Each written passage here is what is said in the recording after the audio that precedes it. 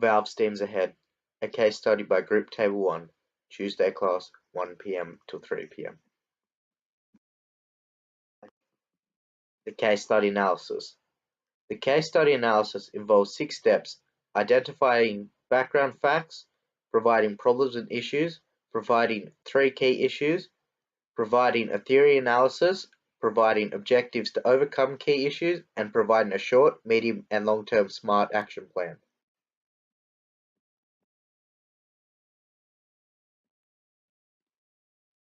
Background facts. Valve Software is a video game developer and digital distribution company founded by Gabe Newell.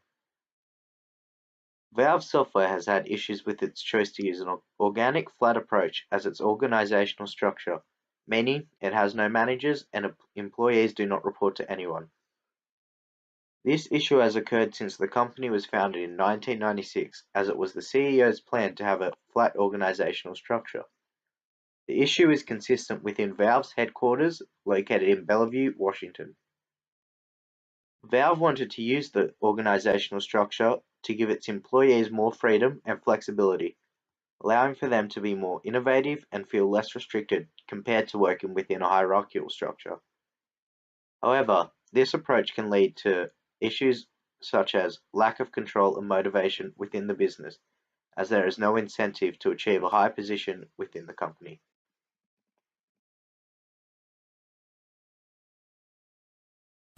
We have identified a range of issues and problems that are evident in the Valve case study. These include culture. Culture is the character and personality of an organisation. It's what makes the organisation unique and sums up its values, traditions, beliefs, and behaviours. Decision making. Decision making refers to the processes in which a workplace reaches its conclusions. Planning. Planning is the function of management that involves setting objectives and determining a course of action for achieving those objectives. Planning requires that managers be aware of environmental conditions facing their organisation and forecast for future conditions. Operations. Operating refers to the transformation of resources or data into a desired good, service, or result, and creates and delivers value to the customer. Control. Controlling involves ensuring that performance does not deviate from standards. Human resource management. Human resource management is a term used to describe formal systems devised for the management of people within an organisation. The responsibility of HR managers falls into 3 categories: staffing, employee compensation and benefits. Leadership. Leadership is the key to a successful business. Good leaders must set tasks and direct the projects.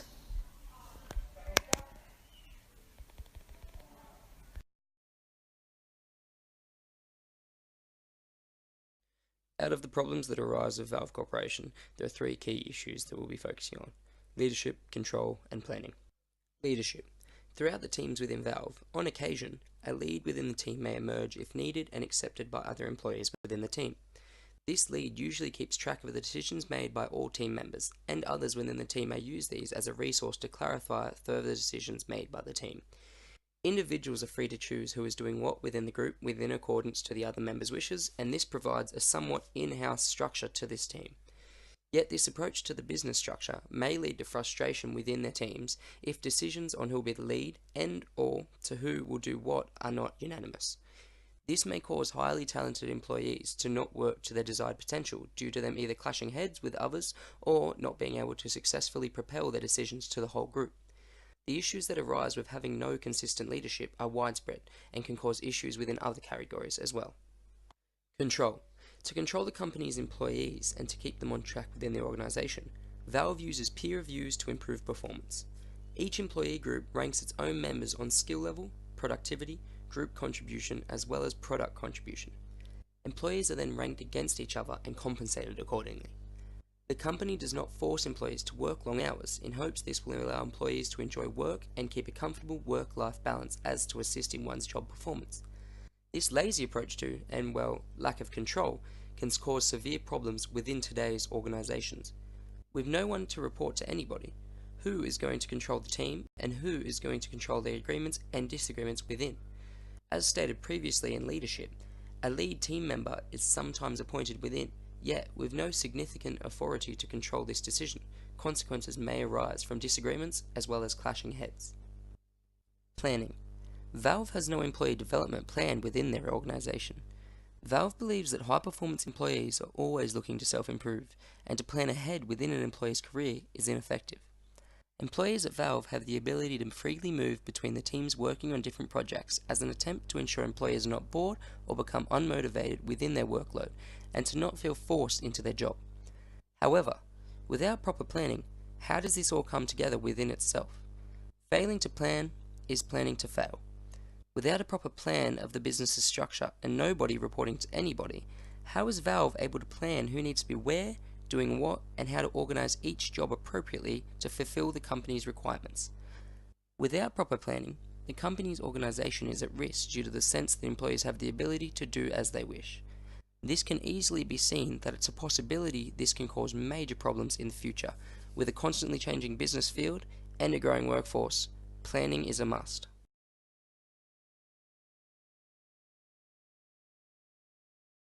The leading function of an adaptive and organic organization differs greatly from that of a bureaucratic and mechanistic organization. By using the decentralized model of leadership, employees within Valve are less restricted to subordinate and specialized roles, instead opting to work on the multidisciplinary projects and associating teams they wish. By utilizing this method, Valve believes its employees become self-motivated and self-improving. A project team may choose to elect an individual to step up to the role of manager. However, this is only done when deemed necessary and only done to ensure a mutual objective. Decision-making still remains open to the team.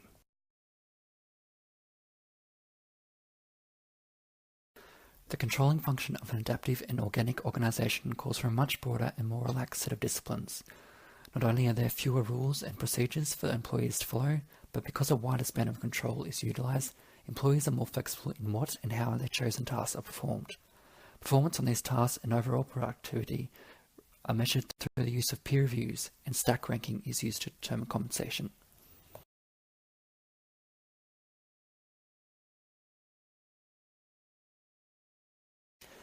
The planning function of an adaptive and organic organization differs in the way that the use of specialist teams are often negated, and in its place many more and various multidisciplinary teams are employed. Valve encourages the informal and personal use of cables to self-coordinate. It extends the freedom for employees to simply unplug their computers and self-allocate themselves to a new task within a new project team. As these employees are working in multidisciplinary teams, they are self-improving as they share new skills with one another.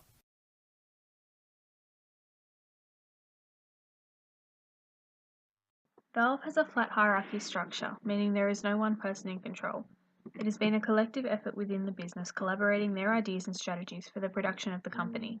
While the groups work on ideas together and mutually agree on who performs which role in a project, there is no official delegation, which could lead them on a disastrous pathway.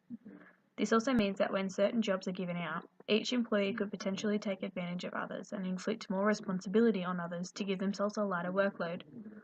Whether or not that would be intentional, to prevent bias within the group, the business should consider introducing managers at different levels to delegate and lead the team in a clear, direct path.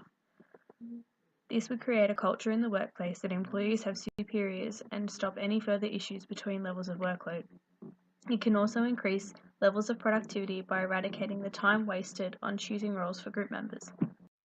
By using peer reviews for performance valuation, Valve aims to motivate their employees with feedback to ensure the desire to become more constructive is imminent. As their skill level is the determining factor for ranking and compensation level, the business is aiming to control the level of production by motivating their employees through incentives. Considering the peer evaluations are the only method of feedback, there is too much risk for bias between friends and co-workers.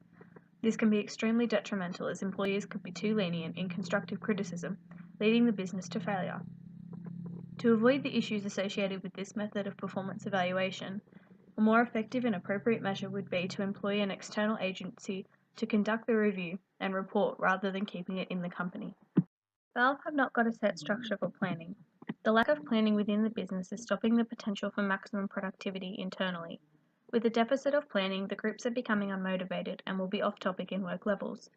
As the high-performance employees are looking to self-improve, the initiative of each individual needs to be promoted to ensure that other employees will want to follow in the footsteps of being appropriately prepared for work. As the business is failing to plan their objectives, they're essentially planning to fail, meaning they should learn to plan around objectives and ideas. This explains how planning can act as an inhibitor to effective organisation and scheduling, with employees putting in maximum effort and becoming an organised workplace, thus emphasising the importance of planning in the workplace. The introduction of workplace guidelines and policies will also give employees a clearer day-to-day schedule.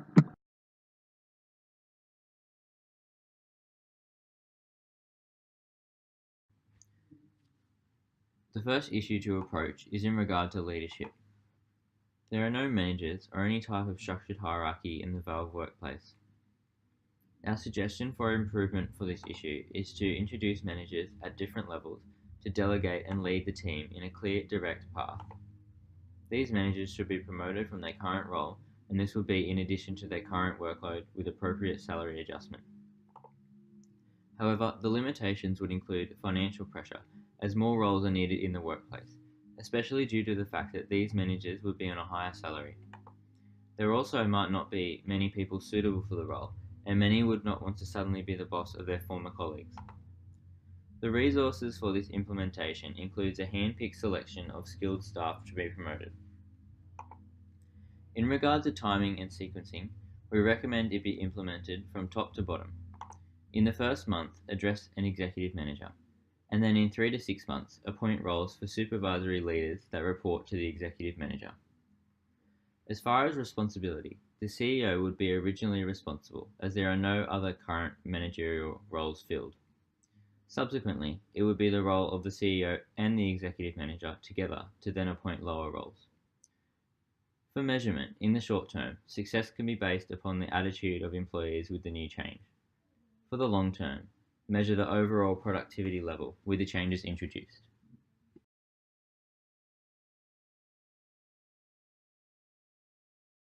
The second issue in Valve regards controlling.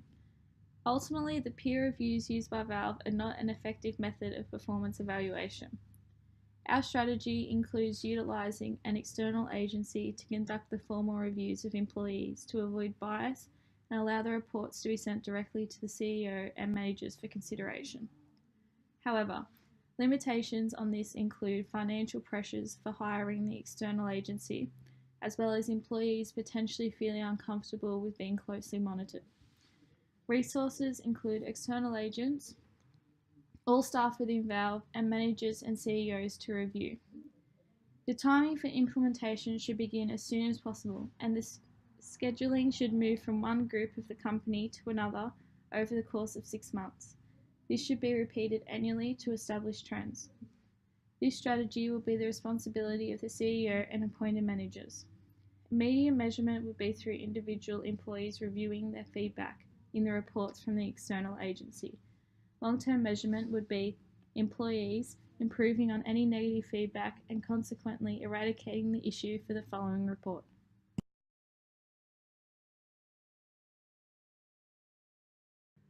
The final issue is regarding planning.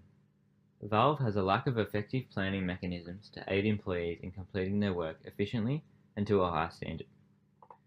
Our strategy for rectifying this issue involves workplace policies being implemented that enforces specific guidelines that will be followed in regard to planning, such as deadlines for projects, assigned tasks for each employee, weekly project meetings in smaller groups, and monthly full staff meetings in larger groups to review the implementation of these policies and observe how well they're being followed.